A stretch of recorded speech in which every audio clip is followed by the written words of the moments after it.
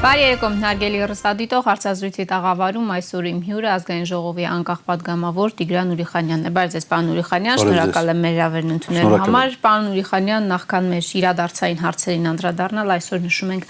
Հայաստանի առաջին հանրապետության 102-րդ տարեդարձը, բոլորիս շնորհավորում եմ իհարկե օրվա կապակցությամբ եւ հատկապես այս օրերին մենք իրավիճակային ըստ էության նաեւ ինչ որտեղ զուգահեռներ ենք փորձում անցկացնել առաջին հանրապետության եւ այսօրվա հետ ինձ հետաքրքիր է այսօր պետականության զգացողությունը ինչ մակարդակի եւ ինչ խորության վրա է գտնվում ձեր գնահատականը խնդրեմ Շնորհակալ եմ շնորհավորանքի համար, շնորհավորում եմ բոլորին, ձեր մեր հեռուստադիտողներին, ձեր ամբողջ անձնակազմին եւ իհարկե ինձ որտեւ ինձ համար դա շատ կարեւոր տոն է, շատ կարեւոր տոն է։ Ես ցավում եմ, բայց պետության նշանակությունը, պետության բովանդակությունը, պետական խորհրդանիշները, առհասարակ այդ ընկալումը, այդ երևույթի պետություն ունենալու երևույթի այդ հաճույքի, այդ կարևորության չեմ զգում հասարակության մեջ շատ ցավոք սրտի այդ թվում նաև պետական այրերի մոտ ոչ բոլորի մոտ համենայն դեպս եւ կուզեի որպեսզի դա շատ ավելի վառ նշվեր, շատ ավելի վառ հիշվեր նշվեր մեր բոլորիս գիտակցության մեջ եւ նաեւ միջոցառումներով դե չեմ ասում այսօր պանդեմիայի պայմաններում, բայց առհասարակ չէ որ յուրաքանչյուր տարի մենք ունենք այդ օրը եւ ցավով պիտի նշեմ որ Այո, առաջինն ինչ մտքում գալիս է, այսպես կարմիր լամպի ճրակի պես վառվում է, դա մոտավորապես 100 տարի առաջվա իրավիճակն է։ 100 տարի առաջվա իրավիճակը, որում մենք չենք ապրել, բայց որը այնքան մեծ ծանոթ է փաստական հանգամանքներով եւ պատմությունով, որ առաջացնում է այո մտավախություն։ Ցավալիորեն կա մեծ նմանություն։ Չեմ ուզում մանրամասնել, չեմ ուզում առաջացնել վտանգի զգացում կամ բացասական էմոցիաներ այս օրով, բայց յուրաքանչյուր ոք պիտի անշուշտ դարձնի դրան ուշադրություն։ Կարող է հանկարծ պատահի մենք կանգնած ենք նույն ռիսկերի առջև եւ կարող է հանկարծ իրադարձությունների որևէ զարգացման արդյունքում Աստված մի արածցե, ինչպես 100 տարի առաջ 300,000 կիլոմետրից մնաց մոտ 30,000-ը Աստված մի արածցե, միտքս չեմ ուզում շարունակել 30,000-ին էլ հանգարց վտանգ սպառնա։ Դրան գումարած իհարկե հայկական երկրորդ հանրապետության եւ հայկական երկրորդ հանրապետության հետ կապված չկարգավորած հակամարտության խնդիրը։ Պետականության ընկալման իմաստով մեզ պակասում է սկսած ընտանիքից, իհարկե միջավայրից փողոցից իր հերթին, ներառյալ մանկապարտեզ, դպրոց, այնուհետև բուհ եւ վերջացրած արդեն հասուն մարդկանց միջև մինջանձնյա հարաբերություններ ու պետական քարոզչությամբ պակասում է պետության նկատմամբ որպես սեփականատիրոջ եւ անքննելի, անդառնալի, անբեկանելի ուղղություն որպես դա ներկայացնող այդ գիծը, այդ քարոզչությունը, ես չգիտեմ, այդ դաստիարակությունը պակասում է, այո, իհարկե պակասում է։ Այդ ընկալում ուղղակի չեմ ուզում այս տոնական տրամադրությունը փչացնել, թույլ տվեք ասել զրոյի հավասարացած։ Արժեք չի մնացել, որ չվարկաբեկվի, եկեղեցին վարկաբեկվել է, բանակը վարկաբեկվել է, հերոսները վարկաբեկվել են, ավանդական ընտանիքը վարկաբեկվել է։ Այս ընթացքում մենք արժեք չի մնացել, որ չվարկաբեկենք, ինչն էլ ուղիղ հետևանքն է նրա, որ պետականության ընկալումը բացակայում է։ Գիտեք ինչ, երբ որ սկսեց վարկաբեկվել կրթությունը, կրթական գործընթացի ամենակարևոր կողմտար մաս հանդիսացող այդ կրթությունը մատուցող ուսուցիչը մանկավարժը դասախոսը, այդ ժամանակ հենց սկսեց ամեն ինչ վարկաբեկվել։ Այն նրանից սկսած, երբ դաստիարակությունը, կրկնում եմ, փոխհարաբերություններում նախ եւ առաջ տարական քաղաքավարությունը դրանից էլ հենց բխող հանրային շահի եւ պետության առաջին հերթին կարևորությունը մարդկանց գիտակցության մեջ, որ պահից որ սկսեց ստորադասվել այլ բաների, իսկ դա տեղի ունեցավ 90-ականներից սկսած, դրա նկատմամբ գիծ էր տարում նաեւ խորհրդային միության ժամանակ նկատի ունեմ որոշակի այսպես ազգային ավանդական եւ էթնիկական յուրահատկությունների նկատմամբ ընդհանուր կենտրոնացված քաղաքականություն, այդ պահից էլ ամեն ինչ սկսեց։ Իսկ անկախության պահից, անկախության օրվանից մենք ասելով մեր նախորդ սերունդները, որոնք այդ անկախությունը պարգևեցին երկրին, ժողովրդին եւ հաջորդ սերունդներին, պետք է սկսեին հենց դրանից։ Ամենակարևոր կապիտալը մարդն է, երբ որ մարդիկ մնացին սոված եւ սկսեցին լուծել օրվա կենցաղային նյութական եւ կներեք կենսաբանական գոյության, գոյատևման խնդիրներ, այդ պահից սկսեց ամեն ինչ արժեզրկվել։ Երբ որ սկսեց թալանը, երբ որ առաջացավ կոռուպցիան, երբ որ առաջացավ անարդարությունն ու անիրավահավասարությունը, այդ ամեն ինչը սկսեց։ Լուծվել են հիմա այդ խնդիրները։ Եթե լուծված լինեին, ամեն քառորիա այս հարց չէի բարձրացնի։ Ամեն առիթով չէի բերի օրենքի նախագիծ, չէի աշխատի խորհրդարանում ընդհանրապես եւ չէի հետաքրքրվի հավատացած եղեք քաղաքականությամբ առհասարակ։ Չլիներ մաքսանենք սիգարետների մասին հարց չէի հնչեցնի եւ սաղուն անցում ենք կատարում դրան, պարոն Ուրիխանյան։ Ձեզ բավարարեց Նիկոլ Փաշինյանի պատասխանը։ Այդ աղմուկ հանած պատմության հետ կապված մաքսանենք սիգարետների 3 ինքնաթիռ է։ Եթե չեմ սխալվում արդեն։ Շատ բան չի բավարարում։ Կարող է բավարարել, կարող է չբավարարել։ Կարևորն այն է, որպեսզի որևէ տեղի ունեցած իրադարձություն, այդ թվում ազգային ժողովում, բավարարի հասարակությանը, որը ձևավորել է այս ազգային ժողովը, որն ընտրել է այս իշխանությանը, որն ընտրել է այս ընդդիմությանը, այդ թվում ձեր խոնարհ ծառային, կարևոր է որպեսզի մարդկանց բավարարի։ Իմ անելիքը տեսնում եմ հետևյալի մեջ. վեր հանել, բարձրացնել, ցուցադրել, մատնանշել եւ առաջին հերթին աջակցել, ոչ թե իշխանությանը աջակցել, Փաշինյանին, չգիտեմ, մյուսին, նախ եւ առաջ ժողովրդին, հասարակությանը աջակցել։ Այս է կարևորը։ Ինչ կարող է բավարարի, կարող է չբավարարի։ Մենք իհարկե շարունակելու ենք դրանով հետաքրքրվել ու զբաղվել եւ ոչ միայն ես։ Այս հարցով։ Այդ թվում այս հարցով իհարկե։ Եվ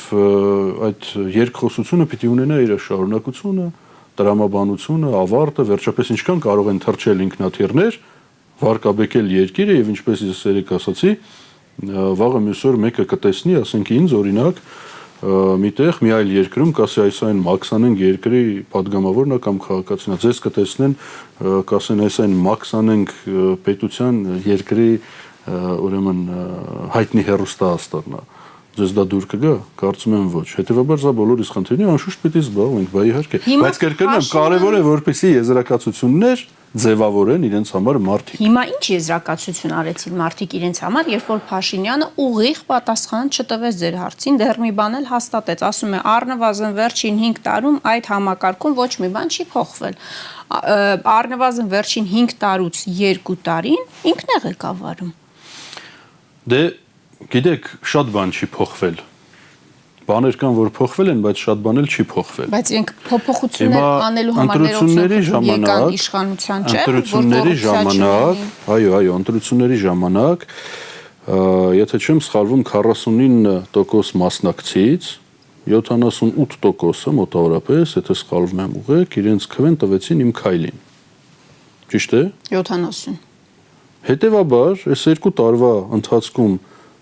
տեղի չունեցածի վերաբերյալ մարդիկ իրենց հարցերը պիտի տան հենց նրանց ում ընտրել են։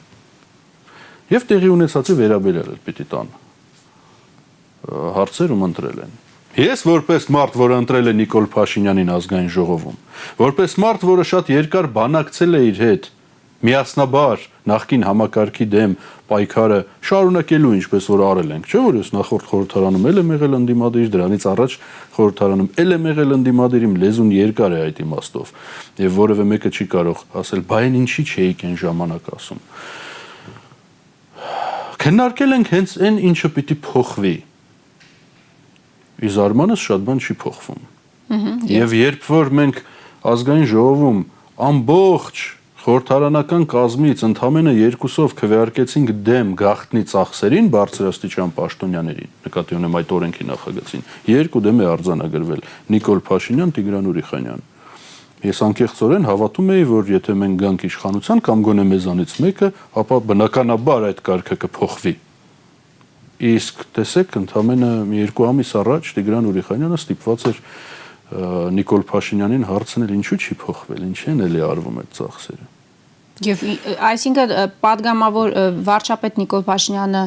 հերո է падգամավոր Նիկոլ Փաշինյանից։ Գիտեք, ես չեմ ուզում տալ անձնական որակումներ, Եվ դասակարգվել այսօրվա այդ թվում եւ հատկապես թվային տեղեկատվական այդ ուզում եմ կոռեկտ արտահայտվել բավարար մակարդակին չհասնող տիրույթից ուզում եմ տարբերվել, չեմ ուզում մխրճվել դրա մեջ։ Դրա համար ինձ այդ ձևակերպումներից զերծ պահել։ Չէ, ինչու՞ տարբերվում է, չի տարբերվում, չի արել։ Ինչու՞։ Չի արել։ Ինչու՞ չի արել։ Պարտադիր կൂട്ടակային կենսաթոշակային համակարգը չի վերացրել, թոշակները դրա հաշվին չի բարձրացրել։ Ուրիշ ինչ որ հաշվին բարձրացրել է, բայց կարելի էր կրկնակի եռակի անել։ Կարմիր գծերն ու արագաչափերը չի վերացվել, քաղաքական մենաշնորհը չի վերացվել, գաղտնի ծախսերը չեն վերացվել, սուպեր վարչապետությունը Սերժ Սարգսյանի վրա կարված չի վերացվել։ Կադրային քաղաքականությունը, գիտեք, այո, ես ցասում եմ, զգում, ջղայնանում եմ, վրդովում եմ եւ առնվազն զարմանում եմ, երբ որ ստվերի, կոռուպցիայի, թալանի, անարդյունավետ կառավարման տարիների ժամանակաշրջանում պետական ֆինանսական համակարգը ղեկավարած անձանցից մեկը այսօր էլ ղեկավարում է այդ ֆինանսական պետական համակարգը ֆինանսների նախարարի պաշտոնում կամ արտակարգ իրավիճակների պաշտոնում։ Ասենք ստվեր էր, կոռուպցիա էր, թալաներ, տեսեր, դեներ, մյուսեր, երրորդեր, չորրորդեր, բա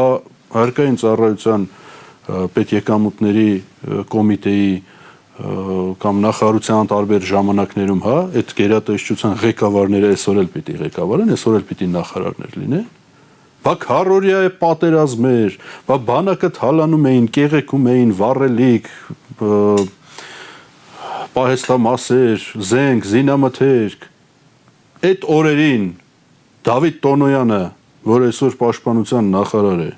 ես սխալվում եմ, որ հիշում եմ, թե զբաղեցնում էր առաջին փոխնախարարի պաշտոնը։ Հետախուզության պետն էլ իր խորհրդականն է, պարոն Ուրիխանյան։ Եվ կարող եմ շարունակել մյուս նախարարների, մարզպետների, ուժային կառույցներում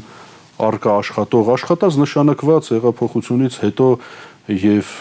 այնուհետեւ ազատված, բայց հետո նորերին նկատի ունենալով նշանակված մարդկանց։ Այո, զարմանքներ շատ կան։ Իրենք բոլորը դարձի են եկել եւ ընդունվել են Նիկոլ Փաշինյանի կողմից։ Բոլոր այն մարդիկ, ովքեր ընդունել են իր խաղի կանոնները, իր կառավարության մաս են դարձել։ Մնացած այն մարդիկ, ովքեր չեն ընդունել իր խաղի կանոնները, ինչ ծառայություններ չեն մատուցել, ինչպես օրինակ իր խորհրդական ով ապրիլյան պատերազմի ժամանակ հետախուզության պետներ ցուցմունք է տվել օրինակ ըստ օդում կախված լուրերի հայտնի ձևակերպում է դա Նիկոլ Փաշինյանից մեզ մնացած ցուցմունք է տվել օրինակ Քոչարյանի վրա, հիմա ինքը խորհրդականի պաշտոնն է զբաղեցնում։ Ընդունում ես խաղի կանոնները, մերն ես, չես ընդունում, Սերժի մնացորդ ես։ Նկատում եմ այդ հարցի պատասխանը շատ հստակ է։ Դուք հարցրեցիք, բաներ կա, որ չի անում։ Ձեզ գոհացնում է թե չէ, չի արել ինչ խոստացվել է։ Ես էլ ասում եմ այդ բաների մեջ, այո, շատ բաներ կան, բայց դրա գնահատականը պիտի տա ժողովուրդը։ Լավ, մինչև ժողովրդի գնահատականին, եթե կարելի վերադառնանք այդ մաքսանենք ծխախոտի թեմային, պարոն Ուրիխանյան, Միքայել Մինասյանը հստակ մեղադրանքներ է հնչեցնում Նիկոլ Փաշինյանի հասցեին, ասում է քո ընտանիքը այս գործարքների մեջ է մաքսանենք ծխախոտը արդեն երրորդ ինքնաթիռն է տանում։ Հիմա Նիկոլ Փաշինյանը հիշեց Պապն ու Շահկամը հեքիաթը։ Այդտեղ չգիտեմ ձեր դերակատարությունը որն էր, երբ որ ով ումից էր քաշքշում, վերջում ցեղից ասում է չհանեցին, ասում է որ 5 տարի այդ համակարգը կա, ոչ մի բան չի փոխվել եւ չի հերքում, չի ասում իմ ընտանիքը դրա հետ կապված չէ։ Դրանից ավելի վաղ իր լայվում ասում էր ով ուզում է թող հավատա, ով ուզում է թող չհավատա։ Իր պատասխանները ձեզ գոհացրեցին եւ ինչ հետեւություններ արեցիք հստակ, ձեր հետեւությունները արած։ Մինչև ժողովրդին կանդրադառնա։ Դե ես իհարկե հարցի ժամանակ կանխագուշակելով չհերքելու միտումը իհարկե դրա համար էլ հենց նշեցին, որ տեսել եմ այդ լայվը եւ լսել եմ չհերքելու ցանկությունը, բայց քանի որ Նիկոլ Փաշինյանը հիմա զբաղեցնում է երկրի ղեկավարի պաշտոնը, հետեւաբար իր մասին կարծիքը ոչ միայն իրեն է հետաքրքրում է նաեւ ինձ, հետաքրքրում է այ պետության զգացում եւ պետության անանջատելի մաս հանդիսանալու զգացողություն ունեցող բոլոր մարդկանց։ Հետևաբար կրկնում եմ, եթե որևէ մեկին չի հետաքրքրում, իր մասին կմտածեն որպես մաքսանենգի թե ոչ, ապա ինձ հետաքրքրում է։ Եվ ես չեմ ուզում հավատալ, որ մեր երկիրը կարող է դրա մեջ ներգրաված լինել։ Եթե պատասխանը բավարար լիներ, կրկնում եմ այն ինչ որ ասացի մի քանի րոպե առաջ, չէի ասի, որ մենք շարունակելու ենք դրանով զբաղվել։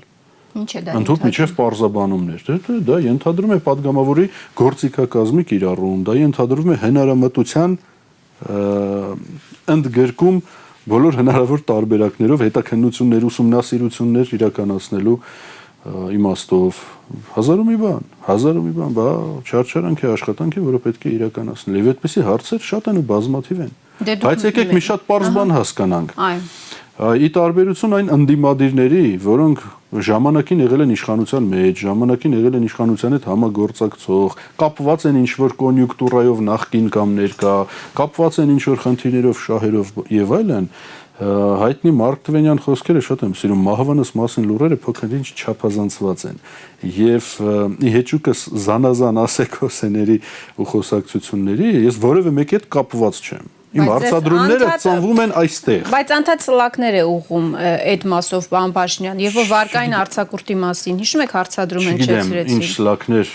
կարող են ուղվել, որևէ սլակ չի կարող լինել կամ առնվազն երկար գոյատևել, եթե որևէ բան չկա։ Ես կարող եմ կապ ունենալ ում հետ ուզեմ։ Որևէ մեկը ինձ չի կարող ոչ թելադրել, ոչ ուղղորդել, ոչ ձև պարտադրել հարաբերություններում կամ չգիտեմ այլ հարցերում, բայց իմ քաղաքական կուրսի տերը եղել եմ ես միշտ անկախ նրանից, թե եղել եմ որևէ խմբակցության մեջ, թե չեմ եղել որևէ խմբակցության մեջ, եղել եմ ազգային ժողովում, թե չեմ եղել եւ առավել եւս հիմա էլ ես եմ։ Հետեւաբար այդ բոլոր հարցերը ծնվում են այստեղ մեկ պատճառով, մեկ նկատառումով, որ երկրումս հարց լուծվի, որ վիճակ փոխվի, որ բան բարեկարգվի, որ կյանքը լավանա, իսկ ինչ ենք մենք ուզում։ Մենք ուզում ենք մենք, այսինքն ես, դուք, մեր հարգարժան օպերատորները, մեր սիրելի եւ մեզ դիտող հեռուստադիտողները, հանրությունը, մենք ուզում ենք ապրել նորմալ կյանքով, այսինքն ունենալ հնարավորություն աշխատելու, արժանավայել, հատուցվելու անվտանգության պայմաններում եւ կներեք զարգացման ճանապարհով։ Այսինքն բացի սնվելուց, հագնվելուց ու բուժվելուց մարդկանց նաեւ մոտ կա նաև ձգտում ներեցեք հանգստանալու, հասարակական մշակութային կյանքով զբաղվելու, ինքնակատարելագործվելու, կրթվելու եւ այլն, առաջ գնալու, զարգանալու։ Այս բաներն է պետք մարդկանց ապահովել։ Բա 2 տարի առաջ մարդկանց 2 տարուց արդեն ավել ցավոք սրտի մարդկանց միասնական միավորված հոգու մեջ վառած լույսի ճրակը ինչքան կտևի, եթե այս հարցերը չլուծվեն։ Տևում է թե ոչ։ Սա էլ է արդեն հարց։ Սա է իմ շահը, սա է իմ խնդիրը։ Իսկ եթե որևէ մեկը դրատակ այլ բան է տեսնում, ապա գլուխը քարն է տալիս, ներեցեք ալեգորիկ առօրյա խոսակցական ձևակերպման համար։ Երբ որ առաջարկում եք վարկային արձակուրդ 3 ամսով վարկային արձակուրդ տրամադրել մեր քաղաքացիներին, ձեզ խիստ բարկացա պարոն Փաշինյանը ձեզ մեղադրեց ձեռ առնելու մեջ եւ ասաց, որ գնացեք ձեր շրջապատի հարստությունը բաժանեք մարդկանց։ Ում էր ակնարկում պարոն Փաշինյանը։ Դա պարոն Փաշինյանին պիտի հարցնեք, դե հիմա մարդը սխալվել է, ով չի սխալվում է, ինչ ա եղել։ Ասենք թե ասեց, հետո ի տարբերություն իրեն ես կարողանում եմ էմոցիաները զսպել եւ թույլ չտալ ինձ ոչ կոռեկտ արտահայտություններ, կարծում եմ ինքը գիտակցեց, որ այդ համեմատությունը տեղին չէր եւ ինձ որ հաստատ դա չպիտի ասեր քաջատեղյակ լինելով եւ իմ շրջապատի մասին, ինֆորմացված լինելով եւ իմ շրջապատ ընտրելու եւ շրջապատում լինելու չափանիշների ու սկզբունքների մասին, հետեւաբար իմ շրջապատում բացառապես բարձր բարոյական արժանինքներ կրող մարդիկ են եւ շատ հարուստ են այդ բարոյականությամբ, այո, կարող են բաժանել։ Ինչը վերաբերում է նյութականին, դե հիմա մարդը ասեց, լավ։ Բոլոր գնահատականները պիտի տա հանրությունը։ Դեմ քվեարկեցին ձեր նախագծին, պարոն։ Այդ արդեն լավ չէ։ Բացի ասելը նաև դեմ քվեարկեցին։ Դա արդեն լավ չէ։ Դե հիմա իմ դիրքորոշումը նա էր, որ այս պայմաններում մարդկանց պիտի տրվի առնվազն երամսյա վարկային արձակուրդ տոկոսների չեղարկմամբ, բնականաբար չհաշվարկմամբ։ Իշխող մեծամասնության եւ կառավարության դիրքորոշումը, ինչպես հայտնեց Փաշինյանը, այլ էր, որ դա չպիտի արվի համատարած։ Քաղաքական դիրքորոշումների խնդիր է։ Ես բերեցի օրինակ ժամանակին մեր հարգարժան, իմ նաև հարգարժան անդիմադիր գործընկեր падգամավոր Փաշինյանը ասում էր, որ եւ ոչ միայն ասում էր, այլ նույն կերպ նույնպես նախագիծ էր բերել օրենքի, ինքն էլ հենց զեկուցում էր, որ Հայաստանը պիտի Եվրասիական տնտեսական միությունից դուրս գա։ Այո։ Երբ խոսում էին հիմնավորումներից, ասվում էր, որ դա քաղաքական դիրքորոշում է, սա էլ իմ քաղաքական դիրքորոշումն էր։ Այո, կա տարբերություն, կան տարբերություններ։ Եվ այդպես այս 2 տարվա ընթացքում բազմաթիվ նախագծեր են եղել, որոնց դեմ են քվեարկել։ Եղել է նաև 1-2 դրոշակներով էին, չէ, եկել, որ մարդիկ լավ պետք է ապրեն, սոցիալական վիճակը բարվոք պետք է լինի, եւ այս ճգնաժամային ֆորս մաժորային իրավիճակներում, երբ որ արտակարգ դրությունը թեկուզ ձևական հասկանում եմ ինչ եք ասում, անշուշտ պատրաստ եմ շատ ուղիղ պատասխանել, բայց ես չեմ ուզում, երբեք չեմ արել դա եւ չեմ էլ անելու, ես չեմ ասելու, որ իրենք խաբեցին, ես չեմ ասելու, որ իրենք խաղացին մարդկանց հույսերի հետ, ես չեմ մեղադրելու նրանց այլ նպատակներով իրականության մեջ, այլ քայլեր անելու եւ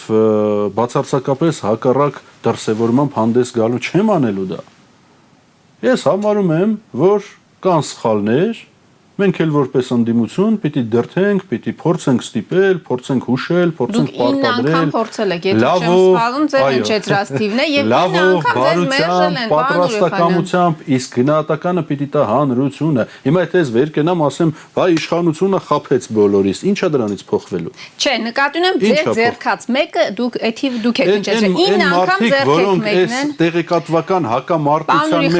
դարձել են կներեք սպառող գծի գզող, պիտի մտածեն, այ սա ուրեմն չի ուզում, որպեսի մեր մոտ մի բան հաջողի, թողենք աշխատի, որ չթողենք, ուրեմն իսկապես Խաչատրյան Գագիկն ու Սերժ Սարգսյանը կամ Ռոբերտ Քոչարյանը կամ Միքայել Մինասյանը կամ մյուսը կգան իշխանության։ Ես չեմ ուզում այդ ամենի մեջ մտնել։ Պարոն Ուրիխանյան, չեք ուզում մտնեք, բայց մեկ Նիկոլ Փաշինյանը ձեզ էլի կապելու է նախորդ իշխանությունների հետ։ Չի կարող կապել, որտեղ մենք Նիկոլ Փաշինյանն տանը, չգիտեմ,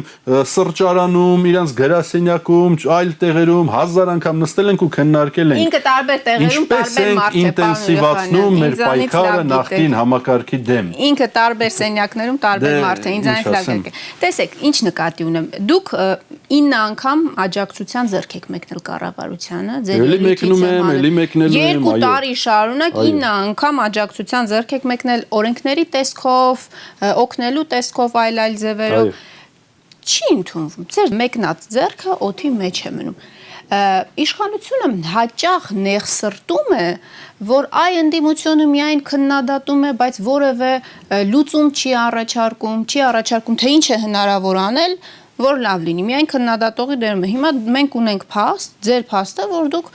փորձել եք տարբեր ձևերով օգնության ձեռք մեկնել։ Հիմա էլ պնդում եք, որ պատրաստակամ եք օգնելու։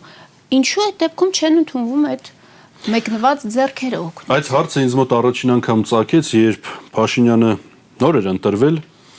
ինչ էինք քննարկում, չեմ հիշում, միգուցե 19-ի կառավարության ծրագիր էր, միգուցե բյուջե էր, ինչ էր, չեմ հիշում, կամ միգուցե այլ օրենք էր, ելույթով հանդես եկա մի շարք առաջարկներ բերեցի, այդ թվում ասացի, որ ինձ բերել են շատ լուրջ ծրագիր, բավականաչափ լավ ու փորձառու եւ հաջողած, պրակտիկորեն հաջողած մասնագետներ, զարմացա, որ արձագանք չեղավ։ Առաջին անգամ այդ ժամանակ ծագեց այդ հարցը։ Ես չգիտեմ։ Եվ որ այդպես լիներ, այնա կլինեի իշխանության մեջ, կաշխատեի իշխանության մեջ։ Դա հենց դրա համար էլ ընդդիմադիր եմ, որպեսզի փորձեմ զգոնացնել, սթափեցնել, զանազանել որոշումները, բայց ոչ թշնամանքով, ոչ հակադրմամբ, ոչ ծեծուջարդով, ոչ աղմուկով, աղաղակով, ոչ գոտկատեղից ներքև եւ հակապետական հարվածներով, վերջապես գալու են ընտրություններ։ Ամենաուշը, եթե ոչ ավելի շուտ, մոտ 3.5 տարի հետո ունենալու ենք, հա, ճիշտ եմ հաշվում, 23 թվականին ունենալու ենք հերթական միակ համապետական ընտրությունները, խորհրդարանական եւ վարչապետի եւ այլն։ Ուրեմն թող հանրությունը գնա կատարի իր ընտրությունը։ Նորից կարող են գնալ ընտրել նույն իշխանությունը, կարող են ընտրել նախկին իշխանություններին, կարող են ընտրել նոր մարդկանց։ Սա ենք ունենալու։ Չգիտեք այդ հարցի պատասխանը, թե ինչու իշխանությունը չի սեղմում օգնության մեկնված ձեռքը։ Ոչ միայն չգիտեմ, այլև գնալով ավելի ու ավելի այդ հարցական նշանը ինձ մոտ մեծանում, չաղանում, սևանում, մքանում եւ մտահոգում։ Դե 1 տարի շարունակ դուք փորձում եք պատասխան ստանալ թե ուր է 1 միլիարդից ավել կազմող զինծառայողների սոցիալապահովության հիմնադրամի հաշվետվություններում չերևացող գումարը, երբ դուք հերթագրվում եք, բոլորը մտածում են, որ այդ հարցն եք տալու, եւ 1 տարի շարունակ այս պարզ հարցի պատասխանը չկարողանում ստանալ, պարոն Ուրիխանյան։ Տեսեք, քրոնոլոգիան հետեւյալն է։ Էլ եմ ասում, ոչ մի կարծիք չեմ հայտնում ոչ մի բանի առթիվ։ Ոչ մի երանգ չեմ տալիս։ Որևէ մեկին չեմ տրամադրում որևէ մեկի կամ որևէ ուժի կամ իրավիճակի հանդեպ ուղղակի փաստում եմ տեղի ունեցածը հերթականությամբ։ Առաջին անգամ, երբ որ մեր գործընկեր խորհրդի անդամ հոգաբարձուների խորհրդի անդամ Մեսրոպ Մանուկյանը խնդիրը մատնանշեց, հարցը բարձրացրեցինք։ Միասին բարձրացրեցինք եւ ոչ մեկ անգամ խորհրդի նիստին պատասխաններ չստացանք։ Այդ թվում խորհրդի նախագահ կառավարության անդամ նախարարի կողմից։ Հետո բերեցի հարցը ազգային ժողով։ Բերեցի պետական պաշտոնական, ավելի պետական փաստաթուղթ չի լինում, ինչպես վարչապետը փորձեց համեմատել, չի լինում, որտեղ դա հիմնադրամի պաշտոնական պետական հաստատված փաստաթղթերն են, հաշվետվություններն են։ Բերեցի ու ցույց տվեցի ստիպված, որ տեսեք, գրած է մուտք վճարված գումարներ, այլ ոչ թե պարտավորություն, ինչպես դատախազություններ մեկնաբանել վերջերս, եւ աշխատատեղեր։ Եթե բացվել է կամ հայտնաբերվել է, ինչպես ասում են, 53,000, այնուհետև 60 քանի հազար, հիմա 87,000 արդեն էս ամիս պարզվեց աշխատատեղ, ուրեմն համապատասխանաբար այդքան միլիոն դրամ ամսական պիտի մտնի։ Ուրեմն այդ ինչի չկա։ Որտեղ է սրա խնդիրը։ Առաջարկվեց խորհրդի նիստ հրավիրեք, ասեց, դուք եք խորհրդի անդամ, կազմակերպեք եւ ուսումնասիրեք։ Բռնեցին, հանեցին դրանից մի քանի օր հետո խորհրդի կազմից, այո։ Կառավարությունը վարչապետի Նաև Մեսրոպ Մանուկյանին են հանել։ Դրանից ավելի շուտ Մեսրոպ Մանուկյանին։ Հետո վարչապետը, երբ որ շարունակեցի հարցը տալ, առաջարկեց, որպեսզի ՊՎՑ-ն ստուգումներ իրականացնի, հիշում եք։ Այո։ Հետո պարզվեց, հետո ՊՎՑ-ն ստուգումներ չարեց, չնայած դրա համար պետք էր հանձնարարություն, որպեսզի լիազորություն ունենա, պետք էր հրաման, որ գնա ստուգի։ Հետո առաջարկեց քննիչ հանձնաժողով ստեղծել ազգային ժողովում։ Էդ էլ սկսեցի անել։ Լավ, ես բանում գործ չունեմ, ամեն առաջարկը սիրով ընդունում եմ, փորձում եմ օգնել։ Հետո մերժեցի կազմակերպեցի, գրավոր դիմեցի, սպասում եմ հիմա որ Բարգավաճ Հայաստանն ու Լուսավոր Հայաստանը պատասխանեն, չեն պատասխանում, չգիտեմ ինչի։ Իմ քայլը մերժել։ Իսկ իմ քայլը անմիջապես մերժեց վարչապետի հենց բերած առաջարկը։ Մի անգամ ասեց եկեք հավաքվենք, քննարկենք, խորհրդակցենք։ Պարզենք թե փողն Դրա արդյունքում ոչ թե հավաքվեցինք, այլ վարչապետի օգնականը, իդեպ հենց նույն փաստաթուղթը ինձ երեք փոխանցեց Փաշինյանը։ Երևի ինքը մտածում էր, որ ես չեմ ստացել դա, բայց ես ստացել եմ դա 2 ամիս առաջ։ Հենց այդ փաստաթղթում էր գրված։ Ես գիտեի, 1,2 միլիարդի մասին է այն պահին խոսքը գնում, բայց երբ փաստաթուղթն եկավ, սևով սպիտակի վրա այնտեղ գրված է։ Կրկնում եմ, այդ թվում երեք ինձ Փաշինյանի կողմից փոխանցված փաստաթղթում, որ այս պայդրությամբ չի կատարվել 1 միլիարդ 900 միլիոն դրամի պարտավորություն հիմնադրամի նկատմամբ եւ այդ հարցն էլ մցրեցի մեջ ուղեցի հալավ ես էլ ինչ անեմ փագեմ թեման փագեմ եթե ժողովուրդը դա է ուզում փագեմ արդյոք ժողովուրդը դա է ուզում ըստ արձագանքների ոչ Հիմա դուք չեք կարողանում հասկանալ մոտավոր պատկերացում էլ չունեք որտեղ այդ գումարը Ուր են մեր փողերը։ Տրամաբանությունը հուշում է, որ կամ չկան աշխատատեղեր, կամ աշխատատեղեր կան չեն փոխանցվում գումարներ, կամ գումարներ փոխանցվում են, դրանք յուրացվում են։ Կբարձրացնեք, որին եք հակված։ Այս սրա համար, պետք ես չեմ կարող իմանալ, մինչև չլինեն քննություններ եւ այլն ուսումնասիրությունների մակարդակով դա այլևս հնարավոր չէ բարձել դրա համար պետք են աշխատակազմեր, ապարատներ, հատուկ լծակներ, լիազորություններ, պատկան մարմիններ կան Պիտի զբաղվեն, մենք կունենանք հիմա, կրկնում եմ երկուշաբթի օրը դատախազի հետ, գլխավոր դատախազի հետ այդ թեմայի շուրջ երկխոսություն, այնուհետև շարունակելու ենք, իհարկե շարունակելու եմ եւ զբաղվելու եմ ոչ միայն այդ հարցով։ Որպես ամփոփում, ինչ ունենք այս 2 տարվա ընթացքում եւ եթե կարելի է նաեւ կորոնավիրուսային էս իրավիճակը գումարենք, այսօր 442 նոր վարակակիր ունենք, 15 Մա վարակվածների ընդհանուր թիվը 8216-ն է արդեն մահվան դեպքերի ընդհանուր թիվը 157, որքանով է իշխանությունը կարողանում adekvat արձագանքել իրավիճակին եւ առողջապահական հատվածը եւ նաեւ սոցիալական հատվածը հակաճգնաժամային ծրագրերը։ Մեծ ցավ եմ ապրում այն պատճառով, որ շատ բան կարելի էր այս ընթացքում վերջից եմ գալիս պանդեմիայի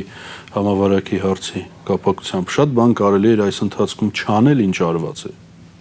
Եվ շատ բան կարելի էր անել, ինչ արված չէ։ Հետևաբար կունենայինք շատ ավելի քիչ վարակվածներ, վարակվողներ եւ կունենայինք շատ ավելի քիչ մահեր։ Կամ կունենայինք իրադարձությունների այլ խտացում։ Աստված մի արածց է, եթե վերահսկողությունից, իսկ դրա մասին արդեն բացահայտ խոսում են, վերահսկողությունից դուրս եկավ գործընթացը, երկրաչափական պրոգրեսիվ էքսպոնենտով զարգացումը բերում է պարզ եզրահանգման։ Ընդամենը շաբաթներ անց մենք կարող ենք ունենալ այնպիսի իրավիճակ, երբ մարդը կներեք հիվանդը կրկին կհասնի հիվանդանոց եւ իրեն այնտեղ չեն ընդունի։ Ընդամենը օրեր անց մենք կարող ենք ունենալ իրավիճակ, երբ արհեստական շնչառության ապարատները ուղղակի չեն հերիքելու։ Մարդիկ չեն միացել, հիմա արդեն հիվանդները տներում են։ Ցավակցությունս բոլոր մահացածներին խորը վշտով, խորը ցավով ինձ մոտ հարց է առաջանում։ Միգուցե կարելի էր այնպիսի բաներ անել, որի արդյունքում դա տեղի չունենար։ Օրինակ իոնիզատորների տեղակայում արտադրամասերում։ Օրինակ լայնածավալ դեզինֆեկցիայի իրականացում պետական միջոցներով, պետության կազմակերպմամբ, հասարակական վայրերում, բոլոր, գիտեք, սկսած են հպման հատվածներից վերջացրած մարդկանց որոշակի թվով կուտակման տարածքներից։ Շատ ավելի զգուշ էր պետք լինել, այո։ Ինչ վերաբերում է ձեռքբերումներ եւ ամենակարևորը, լավ է, որ հիմա տարական կանոնների պահպանման վրա շեշտադրում է արվում։ Լավ է, որ գիտակցում են իշխանությունները, որ սխալ են արել, ազգային ժողովի նախագահն անցած օրն ասաց, օրինակ ես սխալ եմ արել, որ չեմ կրել բան եւ այլն։ Հիմա կոչս հետեւյալն է, օգտվեմ ձեր եթերի հնարավորությունից։ Այո, մարդիկ պիտի փոքր ինչ զգոն լինեն։ Այո, վարակը կա։ Այո,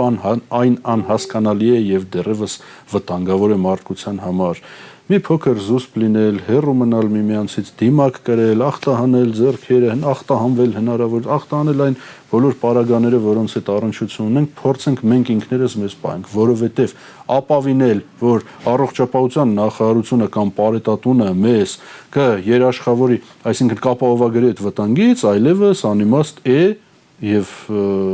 հիմնվում են ոչ թե ենթադրությանս վրա, այլ արկա թվերի ու ցուցանիշների։ Ինչ վերաբերում է այս տարիների ձեռքբերումներին, ձեռքբերումներ իհարկե ունենք։ Ձեռքբերումներից մեկն այն էր, որ առաջացավ հույս։ Ձեռքբերումներից մեկն այն էր, որ մարդիկ հասկացան, որ նույնիսկ կազմակերպված կամ հրահրվող գործընթացների մեջ ու շրջանակներում այդուհանդերձ զանգվածային կամքի դրսևորումը, միավորված կամքը եւ այդ կամքի դրսևորումը, պահանջատիրությունը, եթե ոչ կտրուկ շրջադարձային փոփոխություններ կարող է բերել, ապա էապես ստիպել հաշվի նստել։ Հետևաբար սա ամենամեծ ձեռքբերումն է, հետևաբար սա ոչ մի կերպ չի կարելի կոտրել։ Հիասթափություն չի կարելի թույլ տալ, ժողովուրդը երբեք ու երբեք չպիտի հիասթափվի։ Այս իշխանությունը եթե տապալվեց, այս իշխանության վարկանիշի անկման հետ, այս իշխանության չհաջողելու հետ, մենք բոլորս ենք կործանվելու նախ եւ առաջ այդ ձեռքբերման կորստի իմաստով։ Հեղափոխություն կոչվածի ջախջախումը մարդկանց հուսահատության իմաստով ցավ է ու հարված է նախ եւ առաջ ինձ համար։ Որովհետև եթե մարդիկ չհավատացին ոչ մի բանի, էլի ունենալու են կընտրություն, երբ որ ասելու են տվեք իմ 5000 կամ 10000-ը, թե չէ ինչի սա պետք։ Էլի ասելու են ոչ մի բանի չեմ հավատում։ Հիմա ասելու են այս իշխանությունը ոնց կուզի տենց կլինի, կամ այն մյուսը, կամ չգիտեմ նախորդների պես, այս սա է ամենավատը։ Պարոն Յուխանյան, այդուհանդերձ այս իշխանության հեռանալով չեմ կարծում, որ կյանքը կավարտվի եւ շատ հոռետեսական։ Ոչինչ ոչ մի բանով չի ավարտվի։ Ես ասում ունենք ձեռքբերում, ձեր հարցին եմ պատասխանում։ Եվ այդ ձեռքբերումը չի կարելի կորցնել։ Ինչ ունենք եւ լավը եւ վատը։ Այսքան խոսելու արդյունքում արձանագրեցինք, որ եթե ամեն ինչ լավ լիներ, ես քաղաքականությունից դուրս կգայի, կզբաղվեի բազմաթիվ իմ կողմից սիրված այլ գործերով։ Այո, բազմաթիվ խնդիրներ կան, բազմաթիվ հարցեր կան, ջղայնություն կա, անհամաձայնություն կա, խնդիրներ կա, բայց կա մի պարզ բան։ Հնին անցյալին վերադարձ չի լինելու, կամ պիտի նորերը լավ աշխատեն, կամ նորերին փոխարինելու են ավելի նորերը։ Անցյալ նկատի ունեմ համակարգ, նկատի ունեմ անարդյունավետ կառավարում, նկատի ունեմ մարդկանց, նաև որոնք այսօր են իշխանության մեջ։ Նկատի ունեմ հազար ու մի այլ բան, ինչը որ դուր չի եկել մեզ, ձեզ, մեր հասարակությանը, ինչի դեմ դուրս են եկել մարդիկ 18 թվականին մտածելով, որ դրա դեմ են դուրս գալի։ Երկու շատ կարճ հարց, պարոն Ուղղան, 18 թվականի իրադարձությունները դուք հեղափոխություն եք որակում։ 18 թվականի իրադարձությունները ես որակում եմ այնպես, ինչպիսին դրանք եղել են։ Ինչպիսին են եղել, տարբեր են կարծիքները։ Որովհետև եթե ես ասեմ, որ մարդիկ խափնվել են, եթե ես ասեմ, որ մարդիկ խափնվել են, ապա բերելու եմ մարդկանց ու ինձ առաջին հերթին այն վնասը, որի մասին նոր խոսում էի։ Հեղափոխությունն է եղել, հեղաշրջում է եղել, թե իշխանափոխություն է եղել։ Տեղի է ունեցել գործընթաց, որի արդյունքում փոխվել է համակարգ, փոխվել է իշխանություն, փոխվել է իշխանություն եւ ամենակարևորը առաջացել է հույս ու ցանկություն ընդհանրապես վերացնելու վատը եւ բերելու միայն լավը, բայց 1000 բան տեղի չի ունեցել այնպես ինչպես պիտի լիներ եւ 1000 իմաստով այդ հույսը չի առաջացել, չի արդարացվել։ Հիմա դուք ուզում եք որ ասեմ հեղափոխություն չի եղել, իշխանափոխություն է եղել։ Ես տերմինն եմ ուզում հասկանալ, դուք ինչ տերմինով եք։ Չեմ խուսափելու ոչ մի բառից, չեմ խուսափելու։ Ոչ մի բառից չեմ խուսափել։ Ինչ ուզում եք հարցրեք։ Իշխանափոխություն է եղել։ Իշխանափոխություն ա եղել իհարկե, բայց իշխանություն չի փոխվել, բայց ո՞նց է փոխվել։ Մարդկանց ոտքի կանգնելու հետևանքով է փոխվել։ Եվ քաղաքական ուժեր կան, առանձին անհատ գործիչներ կան, ովքեր ասում են, որ պահանջ են հնչեցնում, կոչ են հնչեցնում, չգիտեմ, ձևակերպումը հետևյալն է։ Այս իշխանությունը պետք է հեռանա։ Այս իշխանությունը պետք է հեռանա։ Ձեր կարծիքը ո՞րն է։ Այս իշխանությունը կարող է հեռանալ, ոչ թե կարող է, այլ այո, իհարկե, ցանկացած իշխանություն ինչ որ մի օր պիտի հեռանա։ Եվ պետք է հակաճգնաժամային կառավարություն ձևակերպում։ Շատ լավ է հարցը ձևակերպում, ես հենց այդպես է կպատասխանեմ, այն պահին պիտի հեռանա։ Երբ որ կլինի դրանից լավ տարբերակ եւ այլ առաջարկ հասարակությանը, երբ որ կլինի այլ ընտրանք, իսկ որ հեռացավ, ով է լինելու հաջորդ առողջապահության նախարարը, արտակարգ իրավիճակների ղեկավարը, կրթական ոլորտի գերատեսչության ղեկավարը, ներքին գործերի ազգային անվտանգության ծառայության ղեկավարը, ովքեր են լինելու ծառայությունների կոմիտեների գերատեսչությունների եւ այլ կից օժանդակ կառույցների ղեկավարները, ովքեր են աշխատելու հաջորդ օղակներում ենթադրենք միջին կամ միջինից բարձր մնացածները միշտ մնում են որպես մասնագետներ, ենթադրենք, չնայած բացառությունները շատ են եւ վերջապես ով է լինելու վարչապետը, ազգային ժողովի նախագահան, այն նախագահ, չգիտեմ էլ պետքա քննարկել թե չէ, եղած չեղած կյանքը ցույց տվեց, որ մենակ պետական փողերն են պակասում դրանից, այս հարցի պատասխանը մի հատ ինձ տվեք։ Ես որպես ժողովրդի ներկայացուցիչ համաձայն եմ այն պահին այս իշխանությանը փոխեմ, երբ որ տեսնեմ ով է լինելու հաջորդը։ Բերեք ինձ 131 падգամավոր, ցույց տվեք, բերեք ցուցակ, ես տեսնեմ, որ սրանք փոխարինելու են այս ազգային ժողովին ու իրենք ավելի լավն են։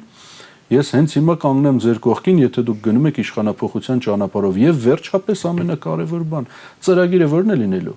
Հիմա եթե էլ եկավ ինչ-որ մի իշխանություն, ավելի ճիշտ հավակնորդ, ասեց Նիկոլին փոխեցինք, կյանքը միանգամից լավանալու է, ես ասելու եմ մի րոպե, կյանքը լավանալու է այն ժամանակ, երբ որ դուք այլևս կապացուցեք, որ գալու են ներդրումներ, որ լինելու է շրջանառություն,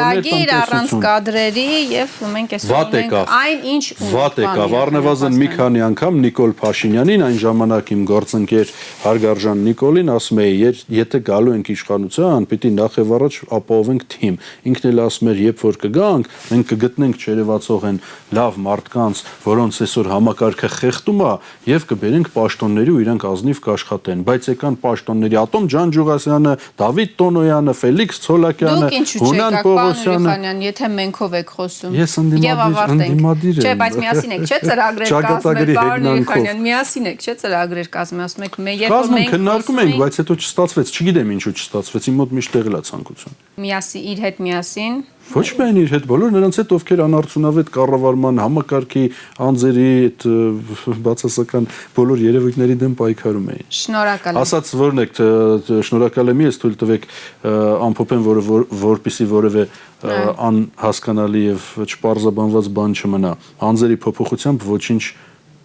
չի փոխվելու, եթե չփոխվեց համակարգային առումով։ Եվ մենք հիմա դա տեսնում ենք նաև շատ իմաստներով։ Շնորհակալ եմ զրույցի համար։ Հարցազրույցի տաղավարում իմ հյուրը ազգային ժողովի անկախ պատգամավոր Տիգրան Ուրիխանյանն էր։ Ամուր եղեք, հանդիպենք վաղը։